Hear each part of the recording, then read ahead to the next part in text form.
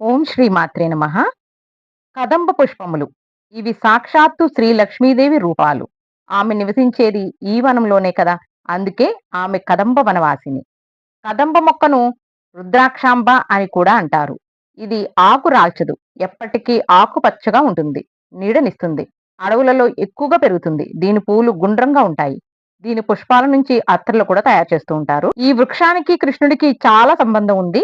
రాధాకృష్ణుల ముచ్చటలు ఈ వృక్షం నీడలోనే జరిగాయంటారు. అందుకే కృష్ణ వృక్షం అంటారు. దక్షిణాదిలో అమ్మవారిని కదంబ వనవాసిని అంటారు. కదంబ వృక్షానికి ఓం శక్తి రూపిణియై నమః అనే మంత్రంతో పూజ చేసినట్లయితే రోగ నివారణ జరుగుతుందని చెప్తారు. దోషాలు తొలగించుకోవడానికి అమ్మవారి స్వరూపమైన కదంబ వృక్షాన్ని పసుపు, కుంకుమలతో, పూలతో అర్చన చేయాలని, అలా పూజ చేసిన తర్వాత పెరుగన్నాన్ని పార్వతీదేవికి నివేదించాలి. సాక్షాత్తు పార్వతీ స్వరూపం ఈ వృక్షం. అందుకే అమ్మవారిని కదంబ కుసుమ ప్రియ, కాదంబరి ప్రియ అని కూడా